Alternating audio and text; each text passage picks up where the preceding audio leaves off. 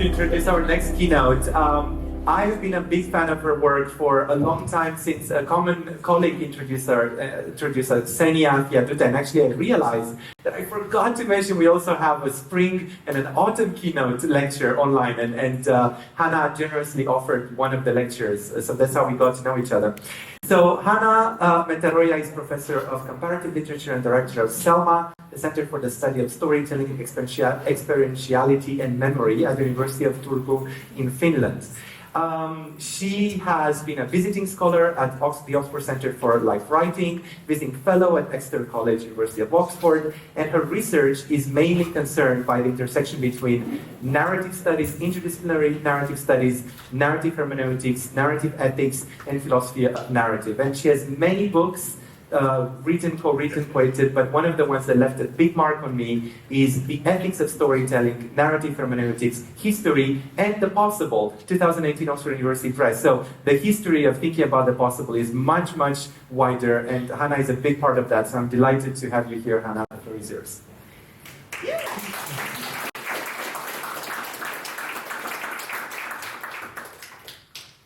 Thank you so much for the generous introduction. And I really want to thank you, all the organizers, for organizing this fantastic conference. It has been amazing. And it's a real honor to be here today. And thank you for all of you for being here tonight. So, in my talk today, I will be talking about how narratives shape our sense of the possible.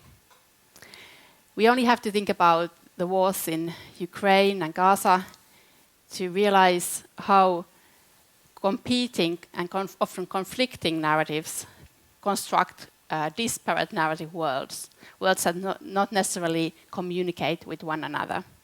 So narrative warfare is an integral part of these wars. And if we think about the COVID-19 pandemic as a time of intensive uncertainty, it was also very evident how the way it was narrated affected how we experience, how we perceived possible futures and also our possibilities in the present. So narratives are never ethically neutral, as Paul Ricoeur has said, and to this I would add that neither are they existentially neutral. In this talk, I will be first talking about the concepts of narrative agency and sense of the possible in theoretical terms, and then I will illustrate some of my points and maybe complicate them also by talking about a concrete crisis, actually an intersection of a global and personal health crisis. So I will be reflecting on my own experience of going through cancer at the time of the pandemic. And this is partly also because I think my own work on the possible has been quite theoretical because of my background in philosophy and narrative theory. But going through this crisis made me realize how very also the possible has this very sort of tangible, embodied aspect. So it affects how we actually experience the world and in a very embodied sense as well. And the kind of broader aim of my talk is to contribute to interdisciplinary dialogue, to bring to dialogue possibility studies with narrative studies, literary studies, and life writing studies. So I was also lucky to be able to contribute to this inaugural issue of the journal Possibility Studies and Society that has been mentioned many times already.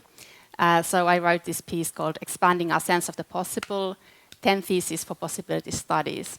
And I won't have time today to go through all the 10 of them, but I will expand on 3 of them, which are thesis number 1, 3, and 4.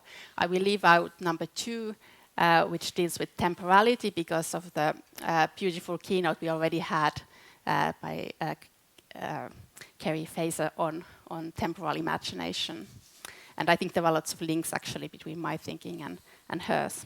So first, the first thesis, the possible is entangled with the actual. Life worlds as heterogeneous spaces of possibility. So Aristotle famously argued that literature is more philosophical than history, since its function is to describe because history describes contingencies of what has happened, whereas literature is about the kind of thing that might happen, what is possible as being probable or necessary, as Aristotle puts it. Since then, the Western tradition of thought has routinely contrasted the realm of the fictional, possible, and unreal with the realm of the factual, actual, and real.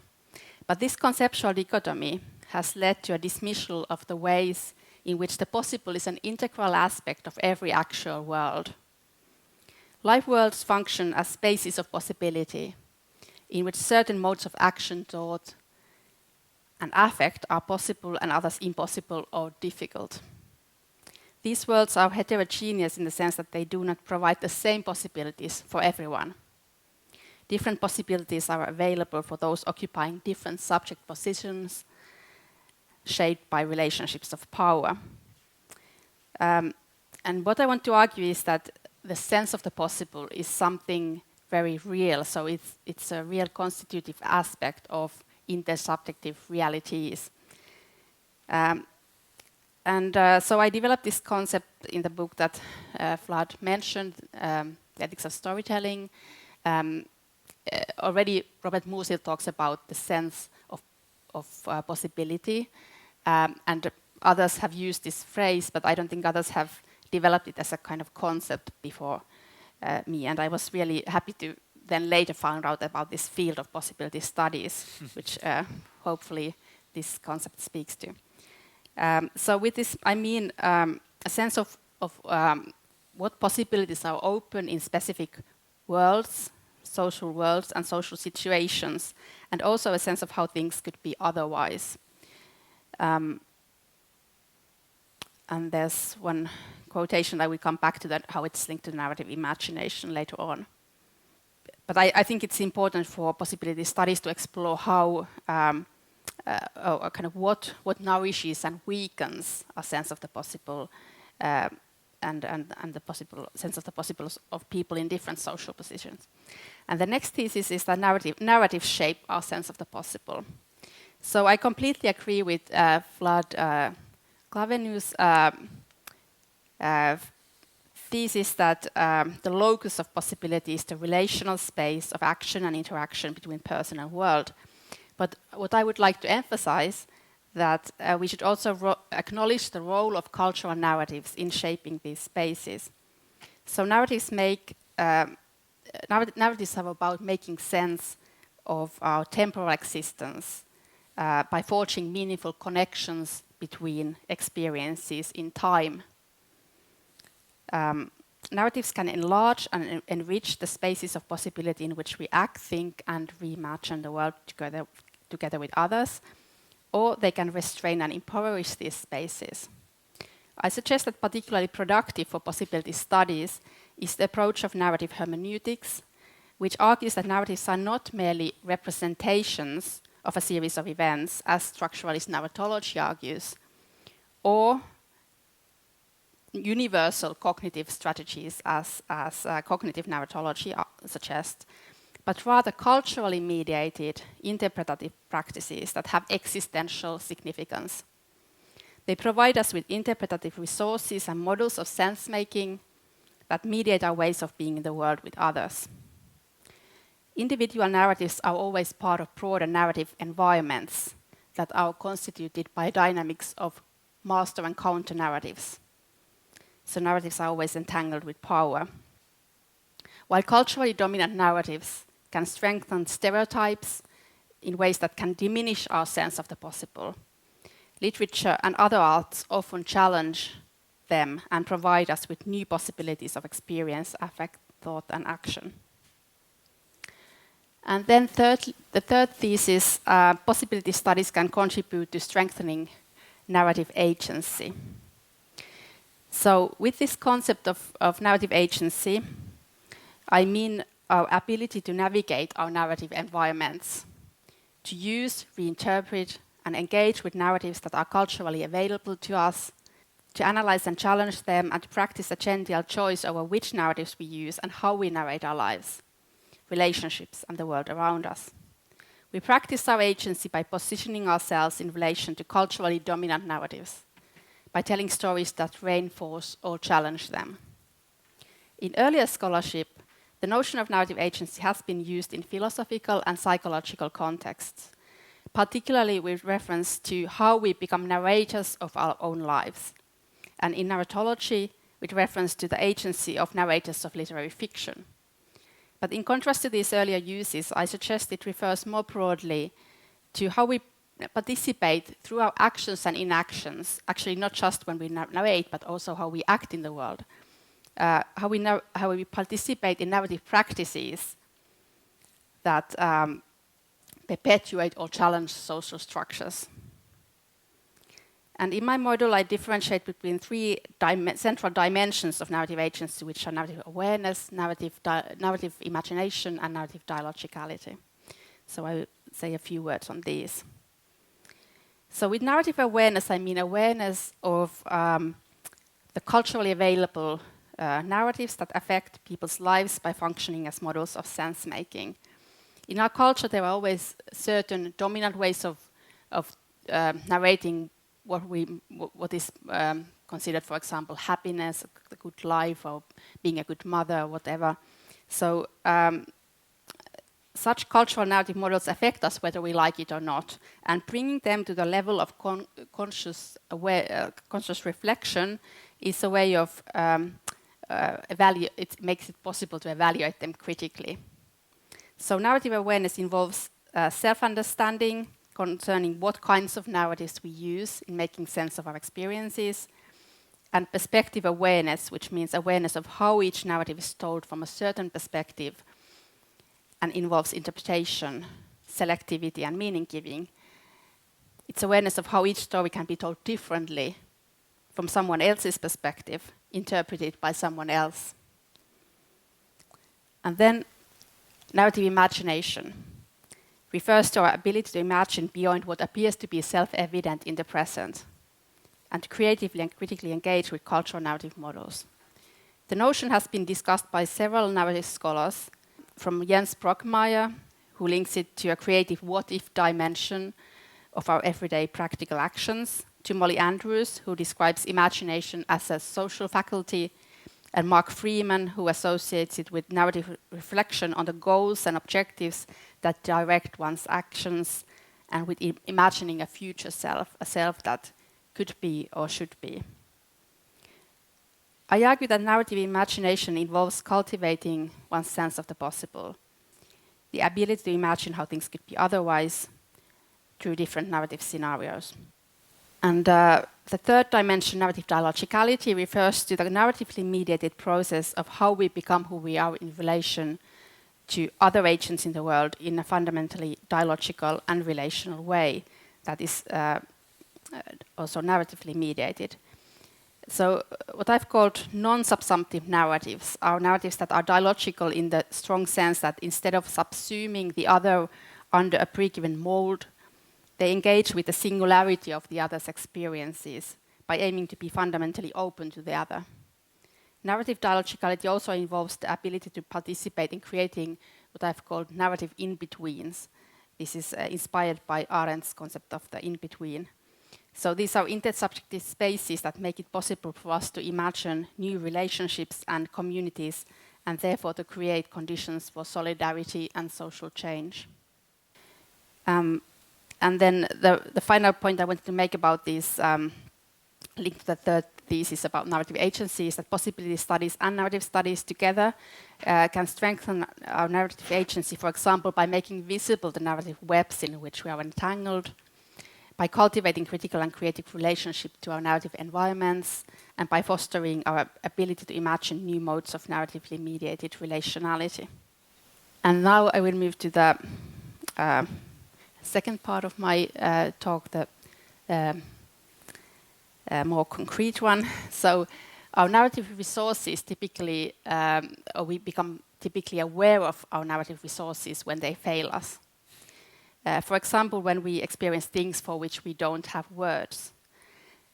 So moments like these are common in various crisis situations, both on an individual and collective level. For example, when the COVID-19 pandemic disrupted the lives of billions of people around the globe, we struggled to find interpretative resources for something to make sense of something that had happened never before. So we necessarily understand new phenomena in the light of the conceptual and narrative frameworks that we have. Something new is likened to something we are familiar with. And in public discourse, the most prominent interpretative framework that was used to frame the pandemic was the narrative of war and battle, especially in the early stages of the pandemic.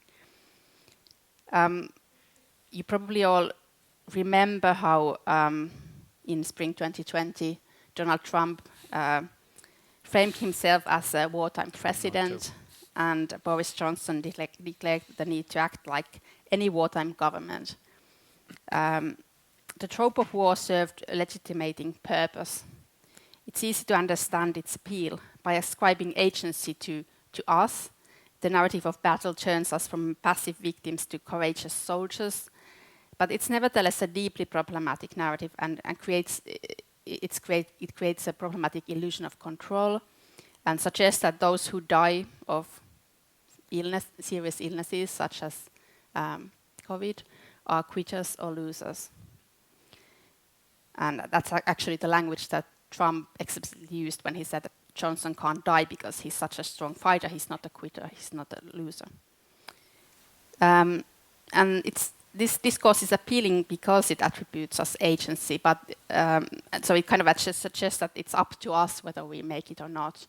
But this is also the reason why it's very problematic, and it exerts unnecessary pressure also on patients, as if it's up to their psychological traits whether they make it or not. So when the pandemic started, I was one of those who went through the pandemic in the aftermath of a personal health crisis. So I had been diagnosed with breast cancer in May 2019. And I was still going through, well, actually I'm still going through the hormonal treatment, but I had just finished chemo and radiotherapy when the pandemic started. So I will discuss this personal experience partly to demonstrate how at times of crisis, the need to negotiate our own narrative agency in relation to cultural narrative models can be particularly urgent. So hearing that I have cancer came completely out of the blue. I was still quite young and didn't have any risk factors for cancer. And I experienced the initial shock as kind of disintegration of time. So I felt a very kind of acute lack of hermeneutic resources, interpretative resources to make sense of that experience. So it was a kind of unraveling or falling out of shared time in a way. So falling out of the kind of time where moments are attached to one another, where the present moment is a continuation of past moments and leads to a foreseeable future moments. So instead there was just this floating now, suddenly detached from a past and a future.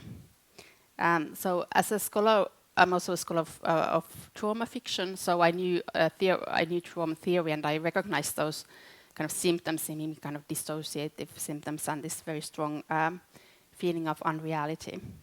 But I couldn't really locate that. If it was a trauma, I couldn't locate it in a kind of time and space because it wasn't a particular moment in the past. It took me quite a while to realize that it was more about the kind of intense anxiety about the possibility of losing a future. Kind of, it was about the loss of a predictable future. Especially anxiety about not the fear that I won't see my children grow up. So the first picture was taken just before the chemo started. as a kind of, I thought I would like my children to have a memory of me, and then the second one a few days later, a few weeks later, when I started the chemo. So my sense of the possible diminished quite drastically, as I didn't know whether I would survive a month, a year, or more. And I think there are times in most people's lives at some point when the sense of the possible kind of turns to a sense of the impossible. And for me, this was linked to a sense of, first of all, unreality. So it was very difficult to understand at first that it's real, because I didn't feel ill at all. And then a sense of everything that was becoming impossible, or in danger of becoming impossible. So I had actually written something about the sense of the impossible before my diagnosis. Linked in the ethics of storytelling, I write about it in the context of analyzing work by David Grossman, who lost his son, and the book. So I analyze his book Falling Out of Time, which is also a really interesting treatise on temporality. And in his eulogy for his son, he writes, "For 3 days, every thought begins with we won't. He won't come. We won't talk. We won't laugh. He won't be that kid with the ironic look in his eyes and amazing sense of humor. We won't sit down together to watch The Simpsons and Seinfeld. And we won't listen to Johnny Cash. And we won't feel the strong embrace." So this somehow, the way especially the way he deals with it in Falling Out of Time, really spoke to me already earlier, but only when I had this own crisis, I understood in a kind of embodied level what I could kind of feel it in my body, what this kind of sense of impossible might feel like. And for me, it was linked to thoughts such as there won't be any of the things I planned, the sabbatical in Oxford, there won't be a ballet show in which I was supposed to dance, there would never again be a carefree summer, or unthinking trust in my body's reliability. And then there was also this kind of uncanny feeling watching my children do things like playing the piano or guitar. So my son plays the guitar and my daughter the piano. So I couldn't help thinking that what if I won't see them, how the music develops, what kind of persons they will become. So even in the kind of very present moment when I listen to their music or something like that, I have this sense of my possible absence in the future.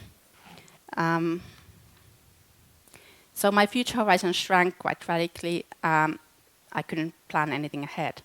But then, even as weeks passed, I kept learning more about my condition, I realized that it's quite unlikely that I would die immediately. So even in the worst case scenario, it probably takes a year or two.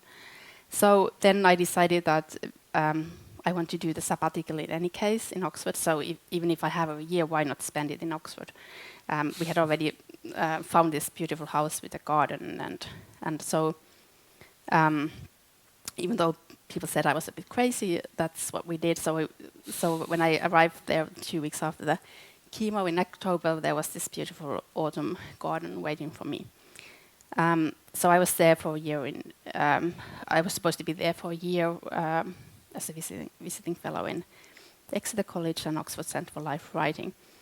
My children were 11 and 13 when I got the diagnosis, and so they were going through big changes anyway, so not just my illness, but of course the move to another country while going through puberty and so on. So playing the piano has always been for Alma, my daughter, a very important way of dealing with things and making her own music.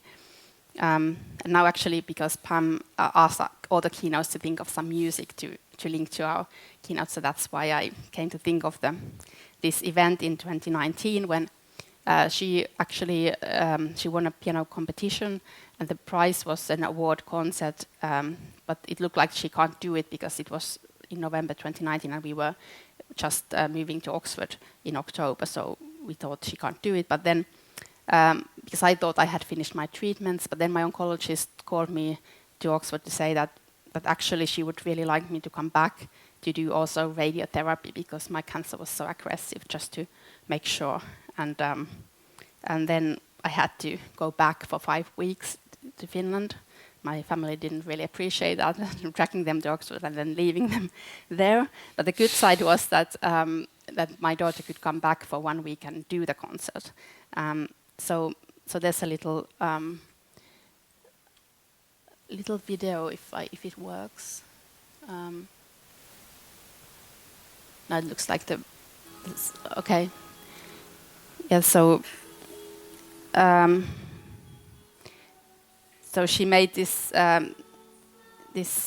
song that she played in a concert, and even though it probably has nothing to do with me,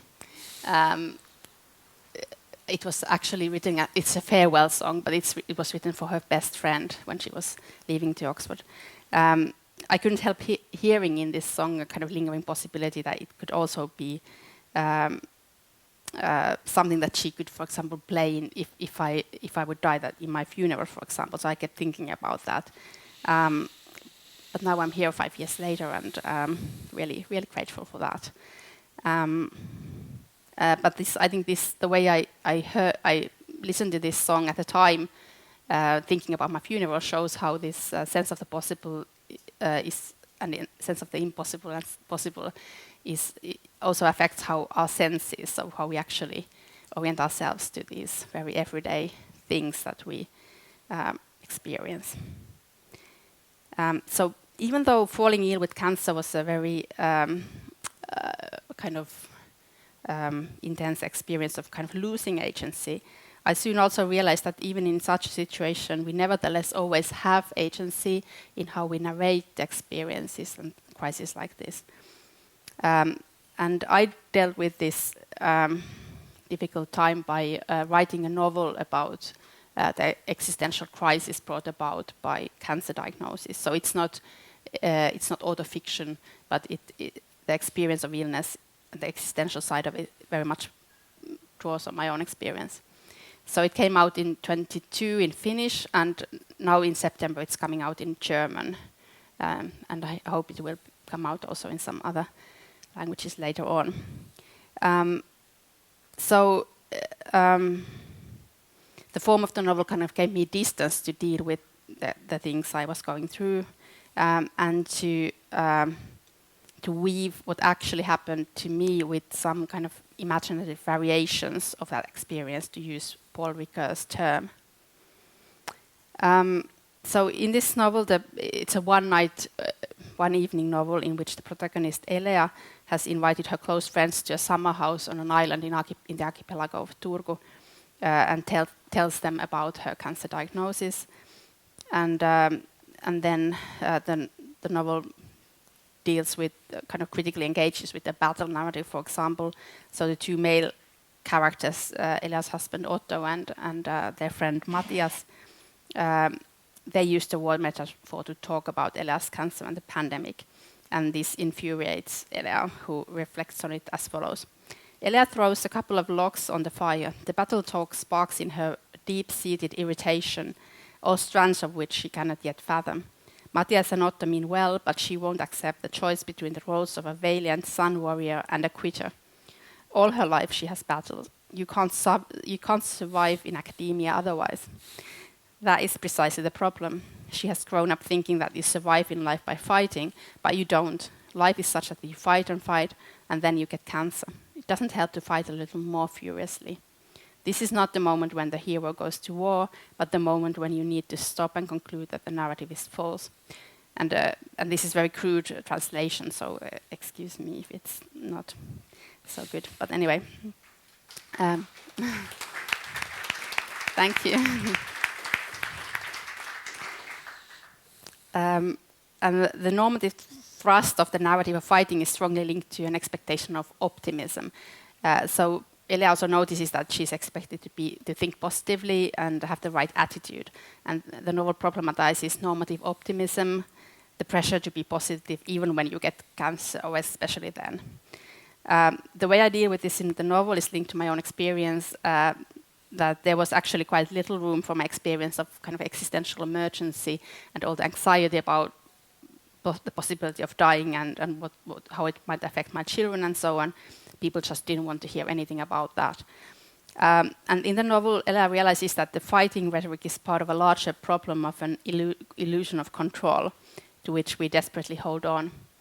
We want to control the future, but letting go of the illusion of control can open up other possibilities, such as the possibility of living in the moment and sensing a fundamental connectedness to the non-human nature, to all other living beings. And even just becoming aware of the battle narrative expands up one's sense of the possible, because it makes us realize that it's just one cultural narrative, not the only one or the inevitable one. And then, linked to narrative imagination, the novel explores alternative imaginaries to that of the battle through the imageries of fire and water, metamorphosis and crossroads.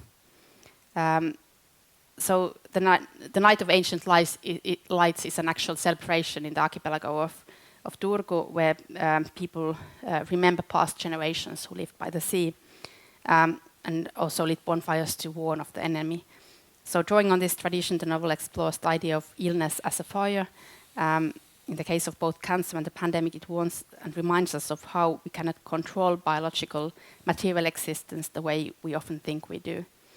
And one of the characters is the sea, and that the cycle of water joins together all living beings. Ella feels that she's going through her third metamorphosis. Her first one was the transformation from a child to an adult. The second one, the process of becoming a mother. And the third one, the transition to being someone with serious illness, a being fervently fluttering on the edge of death. Ella understands that illness and health are not mutually exclusive, but woven into each other in the fabric of life. If health is an ability to be vividly present, receptive to what happens here and now, with all senses open, a serious illness can make her healthier than she was before. And then, I think I have to skip a bit. The novel also reflects on narrating the pandemic in terms of a historical crossroads that opens up the possibility for humankind to take a different course towards a more sustainable way of life, and awareness of a fundamental dependency on the non-human nature. Originally, crisis meant, as a medical term, the crossroads in which the patient reaches a decisive point of taking the road either towards recovery or death. Crises are not only catastrophes, but also open up new possibilities, different paths to different futures. In spring 2020, I wrote in response to the first wave of the pandemic that instead of narrating the pandemic as a story of war, we could narrate it as an open-ended story of a point in history at which humankind faces the opportunity to choose between different routes to different futures. Along similar lines, Arundhati Roy described the pandemic as a portal to a new world, and Rebecca Solnit observed that things that were supposed to be unstoppable stopped, and things that were supposed to be impossible, extending workers' rights and benefits, freeing prisoners, moving a few $1 trillion around the US, have already happened. The sense of urgency that could have opened the possibility for change has now obviously waned, and people have rushed back to their normal lives. But even so, the need for alternative narrative imaginations persists in the cases of cancer, the pandemic, and the ecological crisis alike. In order for the transformative potential of such crises to be realized, we first have to be able to imagine where they could take us and what kinds of beings we could become. And in nourishing our ability to imagine, literature plays a crucial role. It can draw our attention not only to the content of narratives that we live by, but also to their form. And in the Night of Ancient Lights, I wanted to use the form of a one-night novel to question the linear narrative that is usually told from the end, this narrative that dominates illness narratives, the form of a survival narrative told from the redemptive end. The novel problematizes a sense of narrative mastery through a non-linear narrative form in which the story is told from a position of being permanently in the middle of things, in a place where everything remains uncertain and undecidable, and not knowing is also a source of creativity. It has a fragmentary form that evades narrative closure, and through its meta-narrative reflections on a range of narrative forms, it invites readers to participate in reflecting on different ways of narrating experiences. And this is my final quotation. So, in Elea rises an urgent need to explore through writing this still shapeless turmoil that has taken over her tissues, her lymphatic vessels and her nerve tracts, the entanglements of her body and soul linked to everything that surrounds her. Elea looks at the sea. The sea has no beginning or end. It doesn't fit the mold of a narrative. Do we have to force life into a story if it doesn't seem to bend? But narratives are not one thing. They are stiff and pretentious stories that try to provide a definitive explanation to the riddle of life, and there are fragmentary, wriggling stories that flash in the dark and leave everything open. There are flowing stories that are born of previous ones and continue to others, so that beginnings and ends dissolve as if to water. Some narratives spin around from the beginning through a middle to an end into a closed form, without suggesting alternative paths. In other narratives, we are in the middle all the time, and there are no other places. Okay, and then to conclude, so I hope I have given you some ideas about what I mean by how narratives shape our sense of the possible, also our sense of how things could be, how experiences can always be narrated differently. It's kind of inherent to the narrative form that we can always narrate experiences differently from a different perspective. And narrative fiction can expand our sense of the possible and our narrative agency by providing us with awareness of the diversity of different ways, different narrative ways of world making. And not only the content of narrative, cultural narratives is important, but also their form. And there's a need, I personally at least feel that there is a need for narratives that problematize a sense of narrative mastery and make space for the experiences of uncertainty, undecidability, and not knowing also as a creative possibility. By expanding our sense of the diversity of narratives through which we can make sense of our experiences, narrative fiction can provide us with more kind of existential breathing space when we go through experiences of crisis that involve fundamental uncertainty, and they can also contribute to our understanding of the significance of narrative imagination for our existence as futural beings. Thank you.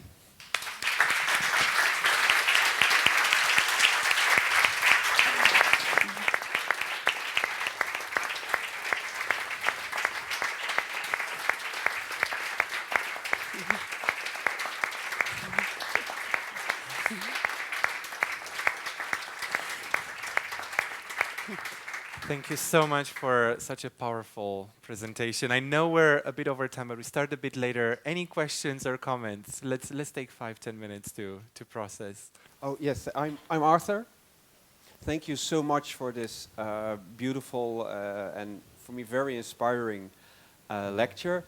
And I immediately am thinking of something very different, namely climate change and the narratives that are going around on climate change. And I think there are kind of three popular narratives that I would really love to hear your opinion about. First one is also about war, fight climate change. It's about the end of the world, so it's apocalyptic, so it's about mourning and loss. And the third one is about blame and sin. We have sinned as human beings, therefore we now have to, pay up. So I would love to hear from your perspective, love to hear your view on this. Yes, thank you so much. I think it's interesting how these are often connected. The metaphor of war and the narrative of war is so prevalent in whatever obstacles there are we tend to think of the situation in terms of a kind of external enemy, even though it's very often very unproductive to have this opposition, because it often, for example, can say something that takes place from my own cells start to divide. So it's not an external enemy. And the climate change is something that we are also part of the nature, and it's something that we have produced. So why think of it as a war? So I think personally it's very problematic also in that context. And also it's interesting that what you said about the sins, because that's also used in the context of illnesses as well. It's a very old, there's a very old tradition of also blaming those who fall ill, that they have done something wrong. It's a punishment. So that's also a very old and very problematic tradition. So we really would need some new narratives and some more creativity in thinking about these crises that we face. So thank you. My name's Kim, and this is following on really, because there's a fourth, fifth, sixth and beyond narrative, which is that climate change isn't happening at all and we're all imagining it. And so that brings me to my question, which is that a lot of people are getting their narratives from news media, especially, you know, Rupert Murdoch's news media, and from social media. So this whole sort of like war on truth is also in the mix here. And you didn't talk about journalism specifically, you sort of stayed in the realm of literature. But do you think that there is a version of what you do that's transferable to counter-narratives in popular media, where people will, you know, is there any hope for us to create counter-narratives that have a wide reach? Yes, thank you so much. Actually, I don't think what I said applies just to literature. I talked about narratives more generally and cultural narratives. So actually, social media is much more influential nowadays than literature in shaping our narrative imagination. And I think one of the important issues in that context of what you were talking about is the whole phenomenon of post-truth, and often narratives are blamed for. So there's this kind of opposition between narratives and facts, that we have to go back to facts and we have to give up narratives. But I think that's also a very problematic opposition, because we always interpret the world, and even kind of factual accounts have narrative dimensions. So it's not productive, in my view, to say that we have to get rid of narratives and just go back to facts as if they were completely objective and as if they didn't involve interpretation and so on. But what we really do need is kind of, I think, kind of narrative awareness that I talked about. So awareness of what are all the narratives that surround us, and we are embedded in these narratives, entangled with them. So we should recognize how the narratives are constructed and how they affect our understanding of the world. So this kind of narrative literacy, I think, is really, really needed. So I certainly think there is always hope, but of course there are also a lot of work to be done to cultivate this kind of narrative literacy. Thank you. Thank you. Actually, my question is a follow-on to these two questions, so thank you. What we're discussing is bringing me back to the concept that you introduced of the narrative in between.